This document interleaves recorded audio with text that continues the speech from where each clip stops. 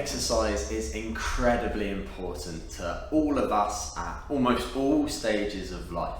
And regardless of osteoarthritis, OA, or osteopenia and osteoporosis, exercise is definitely be something we just almost have to fit in to our daily life and our habits. What we've got to do is adopt the mindset of not thinking about what you can't do, but think about what you can do and find some exercise or find someone to help you sort out an exercise plan that's right for you. So if you find exercises causing you pain of some form, this is where a physiotherapist can come in such good use to you. Working with a physiotherapist can help you adapt exercises, try new exercises, and specific ideas that are going to help you. We've got to, not just for osteoporosis or for osteoarthritis, be thinking about exercises, but for all forms of health. And so working with someone who can help tailor make an exercise program that's going to benefit you in the best way is definitely what we'd be looking to do. So with osteoarthritis, we really want to be focusing on aiding with weight loss, which exercise can help. And with osteoporosis, the main thing we want to do is stimulating the bone to stay as strong and dense as possible. And it's load-bearing or weight-bearing exercises that's going to be of particular importance. So yeah, the best type of exercise for osteoarthritis is quite a wide question, and it's going to be a different answer for probably everybody. But aiding with weight loss, if that's something that's appropriate to you, and it would be a healthcare professional that would let you know if aiding with weight loss and that's a goal you want to work towards, is going to be our first priority. So a type of exercise that's going to help achieve that goal. Then specifically dependent on the joint that's got the OA symptoms is going to be strengthening up the muscles around that. So that's where we want to go through resistance exercises and progressively adding some load or some weight to go through that. But also cardiovascularly as well. We want to get out moving and all the many benefits that will have.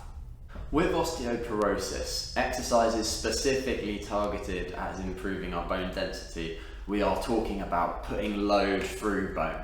So bone is going to adapt to stimulus. So if we're putting weight through the bone then adapts and knows it needs to get stronger. So it's then with all the great nutrients that we're feeding ourselves through our diet, that the bone's then going to build up, it's going to get stronger, it's going to become more dense, it's going to make us less susceptible to fragility or osteoporotic fractures.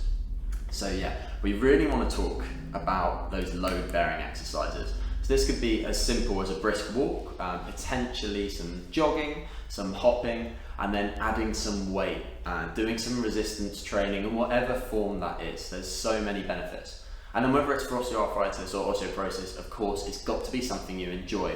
So whether you like exercising on your own as a little bit of a mental break to get away from the world for a bit, or when it's possible as part of a group, whether that be virtually or in person in a class, finding a routine that suits you and is going to keep you regularly adhering to the plan is going to be the best idea. And then in terms of an individual exercise routine, that's where it's really worthwhile sorting out an individual plan from a physiotherapist. So we don't know a specific amount of exercise that you should be doing for OA or osteoporosis.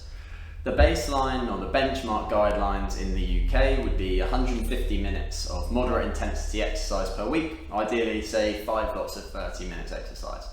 Personally, I would see this as a real benchmark. We can definitely aim to get that and potentially go above and beyond depending on what suits you. That's going to help overall health, not just specifically for OA or osteoporosis, and it's then how we tailor the exercise best to suit you. Yeah, so of course we're all individuals, we all might have other injuries or something else that's potentially stopping us exercise in some form. So for instance, if I rolled my ankle, I could still do upper body weights. So I'd be looking at that mentality of thinking about what can I do? Think what can I do? Don't think about what you can't do. This also, of course, is going to be really helped if you can speak to somebody like a physiotherapist who's going to help give you a little bit more tailored advice. So you can give all the information and they can look at the whole picture and then come up with a tailored plan that suits you, suits your lifestyle, suits other issues or injuries that you might have. Because we want to regularly be stimulating the muscle to stay strong, regularly keeping the joints mobile, regularly putting the load through the bones to keep them as dense and strong as we can. Unfortunately not. You can't out-eat a bad diet. You can't just say, oh, I can eat what I like, but I'll do extra exercise. They really work in harmony. We want to be doing plenty of exercise that suits you in a way you enjoy, but you also need to be fueling it right, getting the right energy on board, and also giving your body the right nutrients and micronutrients to repair and rebuild and stay as strong as you possibly can.